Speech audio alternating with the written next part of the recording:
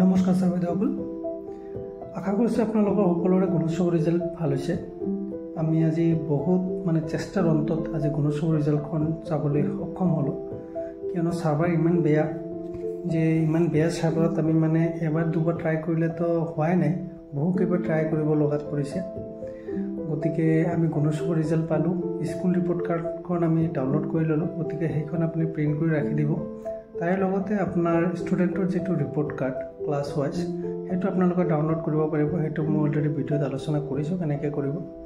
গতিকে সেইটো আপুনি ডাউনলোড কৰি পেলাই সেইটো প্ৰিণ্ট আউট কৰি লওক, বা প্ৰিণ্ট আউট নকৰিলেও হ'ব। আপুনি তাৰে পৰা আপোনাৰ মাৰ্কটোহে লাগে, কিয়নো যিহেতু আমাৰ এটা অৰ্ডাৰ অলৰেডি দিছিলে যে গুণোৎসৱৰ 10% মাৰ্ক আমি এড কৰিব লাগে আমাৰ ফাইনেল যিটো এক্সাম হৈছে তাৰ লগত। গতিকে এতিয়া কথা হ'ল, আমাৰ স্কুলৰ পৰা যিকেইজন ষ্টুডেণ্ট পাছ আউট হৈ বেলেগ স্কুলত যাব এডমিশ্যন ল'ব, গতিকে সিহঁতক মাৰ্কশ্বিটটো আমি কেনেকৈ দিম, সেই ফৰ্মেটটো আমি কেনেকৈ তৈয়াৰ কৰিব লাগে। গতিকে সেই ফৰ্মেটটো আজি আপোনাৰ লগত শ্বেয়াৰ কৰিম। ড্ৰাফ্ট এটা আপোনালোকে কেনেকৈ মেইনটেইন কৰিব পাৰে, সেইটো কেনেকৈ দিব পাৰে সেই বিষয়ে আলোচনাটো কৰিম, আপোনালোকক দেখুৱাই দিম ড্ৰাফ্টটো। তাৰে লগত ৰিলেটেড আৰু কেইটামান কথা হ'ল, আপুনি যদি গুণোৎসৱৰ ৰিজাল্টটো এতিয়াও চাব পৰা নাই তেনেহ'লে সেইটোলৈ ইমান আৰু চিন্তিত হ'ব নালাগে, কাৰণ ছাৰ্ভাৰ এতিয়ালৈকে বেয়াই আছে। ট্ৰাই কৰি থাকক যদি হয়, আৰু যদি পাছৱৰ্ডটো লৈ অলপ অসুবিধা হৈছে, যদি পাছৱৰ্ডটো আপুনি পাহৰি গৈছে তেনেহ'লে আপুনি পাৰিলে ব্লক MIS-ৰ লগত এবাৰ কণ্টেক্ট কৰি ল'ব। তেখেতসকলে হয়তো সেইটো ৰিছেট কৰি দিব পাৰিব পাছৱৰ্ডটো, আৰু ৰিছেট কৰি দিয়াৰ পিছত আপোনাৰ পাছৱৰ্ডটো আপোনাৰ যিটো বিদ্যালয়ৰ যিটো ডেশ্ববৰ্ড সেইখনেই হৈ যাব। গতিকে এতিয়া আহিছোঁ আমি যিটো আমাৰ এতিয়া এটা চেলেঞ্জিঙে ক'ব পাৰে আপোনালোকে বিষয়টো, যিটো হ'ল যে আমি মাৰ্কশ্বিট যিটো দিব লাগে ষ্টুডেণ্টক সেইটো আমি কেনেকৈ তৈয়াৰ কৰিম। গতিকে সেইটোলৈ আলোচনা কৰোঁ আহক। ছাৰ বাইদেউসকল, আপোনালোকৰ বিদ্যালয়ত এই খতিয়ান পত্ৰখন আছেনে নাই? এই ছাত্ৰ ছাত্ৰীৰ সামগ্ৰিক বিকাশৰ খতিয়ান পত্ৰখন যদি এইখন আছে আপোনাৰ বিদ্যালয়ত, তেনেহ'লে আপুনি আৰু বেলেগ কোনো ফৰ্মেটলৈ চিন্তাই কৰিব নালাগে, কাৰণ আপুনি যদি এই ফৰ্মেটখন ধুনীয়াকৈ মেইনটেইন কৰিব পাৰে, যদি লিখি দিব পাৰে, তেনেহ'লে আপোনাৰ ল'ৰা ছোৱালীক আপোনাৰ ছাত্ৰ ছাত্ৰীক বেলেগ স্কুলত যে এডমিশ্যন ল'ব তাৰ কাৰণে আপুনি বেলেগকৈ কোনো মাৰ্কশ্বিট বা কোনো চাৰ্টিফিকেট আপুনি ইছ্যু কৰি দিব নালাগে, কাৰণ ইয়াত সকলোখিনি তথ্য আছে, সেইখিনি আপুনি ধুনীয়াকৈ ফিল আপ কৰি দিলে হ'ল। কিন্তু মই জানো যে প্ৰায় 90% স্কুলৰ শিক্ষকে এই বস্তুটো নাই বুলি ক'ব, বা যদিও আছে ক'ত ৰাখিছে সেইটো গমেই নাপায়, এনেকুৱাও আছে।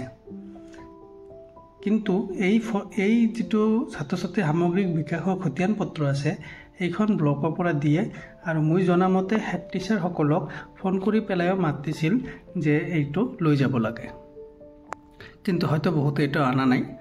যদি নাই তেনেহ'লে কোনটো ফৰ্মেট ইউজ কৰিব সেইটো মই দেখুৱাই দি আছোঁ, কিন্তু যদি এইখন আছে এইখন আপুনি কেনেদৰে কৰিব সেইটো মই আপোনালোকক কৈ আছোঁ। ইয়াত আপুনি মন কৰিব, ইয়াত যিটো দিছে ইয়াত গুণোৎসৱৰ যে 10% মাৰ্ক এড কৰিব লাগিব সেইটো ইয়াত মেনশ্যন কৰাই আছে। আপুনি চাব দ্বিতীয় সামগ্ৰিক মান নিৰূপণত, কাৰণ এইটো আগৰ পৰাই আছে, এতিয়া আমাক আৰু নতুনকৈ এটা ৰিমাইণ্ডাৰ দি দিছে এখন অৰ্ডাৰ দি পেলাই, বাকী একো নহয়। এই খতিয়ান পত্ৰৰ তলত grade A, B, C, D, A+ আদি সকলোবোৰ আছে, কিমান পাৰ্চেণ্ট পালে কোনটো গ্ৰেড হ'ব আদি সকলো বস্তু ইয়াত দিয়া আছে, আৰু গাইডলাইনখনো দিয়া আছে যে এইটো আমি কেনেকৈ ফিল আপ কৰিব লাগে। এই খতিয়ান পত্ৰৰ আমি যদি পেজটো যদি ওলটাই চাওঁ, ইয়াত নেক্সট পেজত আমি কি পাম, আমি এইটো মাৰ্কশ্বিটৰ যিটো ফৰ্মেট সেইখন পাই যাম। ইয়াত কি দিয়া আছে আপুনি চাওক, নিম্ন উচ্চ প্ৰাথমিক স্তৰৰ ছাত্ৰ ছাত্ৰীৰ শৈক্ষিক অগ্ৰগতিৰ খতিয়ান পত্ৰ বুলি দিছে, আৰু ইয়াত বিষয়বিলাক দিয়া আছে, কি কি ছাবজেক্ট আছে আপোনাৰ বিদ্যালয়ত, আপুনি সেইকেইটা চিলেক্ট কৰি ল'ব পাৰিব।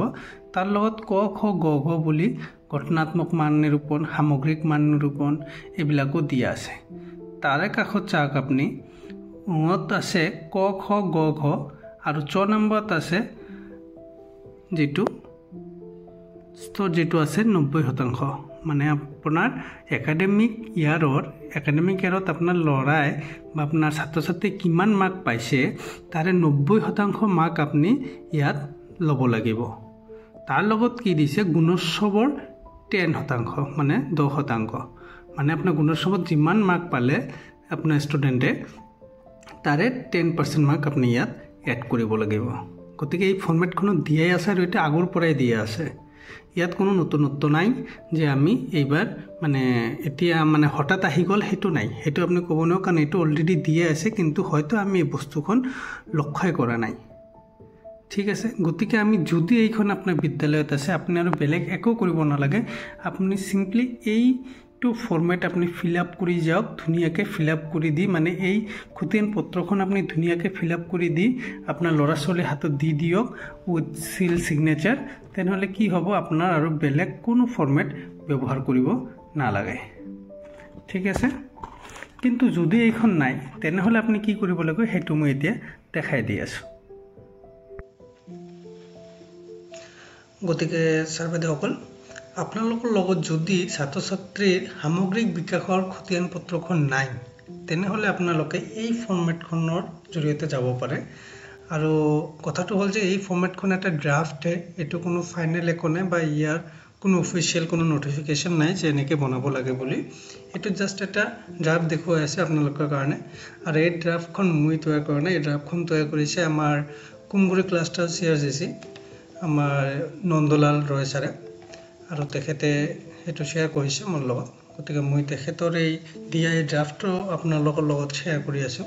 গতিকে ইয়াত যিটো মেনশ্যন কৰিছে মাৰ্কশ্বিট 23-24, আপোনালোকে ইচ্ছা কৰিলে ইয়াত হেডিঙত আপোনাৰ বিদ্যালয়ৰ নামখন দি দিব পাৰে, ডাইচকোড আৰু ছেশ্যনটো দি পেলাই আপোনালোকে বনাব পাৰে, বা আপোনালোকৰ বিদ্যালয়ত আগত যিটো মাৰ্কশ্বিট বনোৱা আছিলে আপোনালোকে সেইমতে যাব পাৰে। ইয়াত দিছে নেম অফ ষ্টুডেণ্ট দিছে, ডেট অফ বাৰ্থ দিছে, পেন নাম্বাৰ দিছে, ইউনিক আইডি দিছে। ইউনিক আইডি আপোনালোকে শিক্ষা সেতুৰ পৰা পাই যাব, আৰু পেন নাম্বাৰখন আপোনালোকে ইউডেছৰ পৰা পাই যাব। ইয়াৰ লগত স্কুল ডাইচকোড আৰু স্কুল নেমখনটো আপোনালোকে জানে। এইখিনি বেছিক পাৰ্ট। আৰু ইয়াত ডেট অফ বাৰ্থ এইবিলাক দিয়াৰ অৰ্থটো এইটোৱে হ'ল যে যাতে সেইখন বিদ্যালয়ে যি বিদ্যালয়ত এডমিশ্যন ল'ব তাত যাতে ইউডাইছত ইজিলি তেখেতক ইম্পৰ্ট কৰিব পাৰে, তাৰ কাৰণে দিছে। আচ্ছা, ইয়াতকৈ ইম্পৰ্টেণ্ট আমাৰ বস্তু কোনটো, যে আমি যিটো 10% গুণোৎসৱৰ মাৰ্ক আমাক ধৰিব দিছে সেইটো আমি কেনেকৈ ধৰিম। ইয়াত চাওক, ছাবজেক্ট দিয়া আছে, কি কি ছাবজেক্ট আপোনাৰ বিদ্যালয়ত আছে আপুনি সেইকেইটা ছাবজেক্ট ইয়াত দি দিলে। তাৰ লগতে ফাৰ্ষ্ট টাৰ্ম ইভেলুৱেশ্যনত মানে প্ৰথম সামগ্ৰিক মূল্যায়নত কিমান নম্বৰ পাইছিলে ছাবজেক্টটো সেইকেইটা বহুৱাই দিলে। বহুৱাই দিয়াৰ পিছত এইকেইটা টোটাল ওলালে। টোটাল ওলোৱাৰ পিছত কি দিছে, ইয়াত 90% অফ টোটাল মাৰ্কছ দিছে। মানে আপোনাৰ একাডেমিক ইয়াৰৰ ষ্টুডেণ্টজনে যিমান মাৰ্ক পাইছে, ধৰি লওক 100 পাইছে, তেনেহ'লে সেই 100ৰ 90% হ'ব, মানে 90 নম্বৰ আপুনি ইয়াত বহুৱাব লাগিব।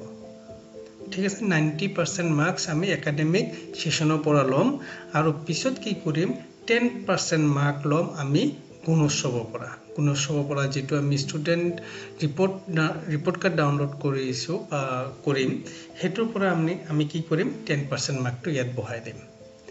ইয়াৰ পিছত আমি টোটাল কৰি দিম 90% মাৰ্ক আৰু 10% মাৰ্ক মিলি পেলাই সেই ছাবজেক্টখনত তেখেতে কিমান নম্বৰ পালে। ঠিক আছে, আৰু এই নম্বৰকেইটা আমি লাষ্টত যিটো টোটাল যিটো দিয়া আছে সেই টোটালত আমি কি কৰিম ইয়াত এড কৰি দিম। কৰি দিয়াৰ পিছত আমি চাম যে যিমান পাৰ্চেণ্ট পাইছে, যিমান মাৰ্ক পাইছে, যিমান পাৰ্চেণ্ট হ'ল, সেইটো এতিয়া কোন গ্ৰেডত আহিছে সেই গ্ৰেডটো আমি ইয়াত বহাই দিম।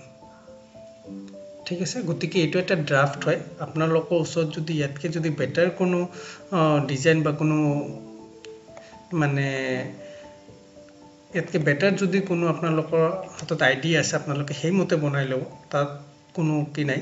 কিন্তু ইয়াত এটা কথা আছে যে যিখন বিদ্যালয়ত এতিয়া ষ্টুডেণ্টবিলাক যাব, সেই ষ্টুডেণ্টকেইটাৰ মাৰ্কবিলাক যাতে এই ধৰণে মানে মেইনটেইন হয় যে 90% একাডেমিকৰ পৰা আৰু 10% আমাৰ গুণোৎসৱৰ পৰা, এইটো যদি প্ৰতিখন বিদ্যালয়ৰ পৰা যদি এইমতে যায়, তেনেহ'লে কি হ'ব, সেই বিদ্যালয়ে এইটো ডিচাইড কৰোঁতে সুবিধা হ'ব যে একচুৱেলি ষ্টুডেণ্টজন কিমান পাৰ্চেণ্ট পালে। কাৰণ আপুনি যদি একাডেমিকৰ পৰা 100% লৈ লয় আৰু গুণোৎসৱৰ পৰা 10% লয়, তেনেহ'লে তেখেতৰ টোটাল হৈ যাবগৈ 110%। গতিকে যিখন বিদ্যালয়ত এডমিশ্যন ল'ব, মানে আমাৰ হায়াৰ ক্লাছ থকা স্কুলবিলাকে মানে এই বস্তুটো অলপ মানে দেখি কৰিব লাগিব, অলপ চিন্তা ভাৱনা কৰি যেনে কামটো কৰে, নহ'লে কিছু ভাল ষ্টুডেণ্টো আমাৰ এডমিশ্যনৰ পৰা ডিপ্ৰাইভ হৈ যাব পাৰে। গতিকে এইখন এটা ড্ৰাফ্ট আছিল, আৰু এই ড্ৰাফ্টখন আপোনালোকে তেতিয়াহে ইউজ কৰক যদি আপোনালোকৰ হাতত সেই ছাত্ৰ ছাত্ৰীৰ সামগ্ৰিক বিকাশৰ যিটো খতিয়ান পত্ৰ সেইখন যদি নাই, তেনেহ'লে এইটো ব্যৱহাৰ কৰক। ধন্যবাদ।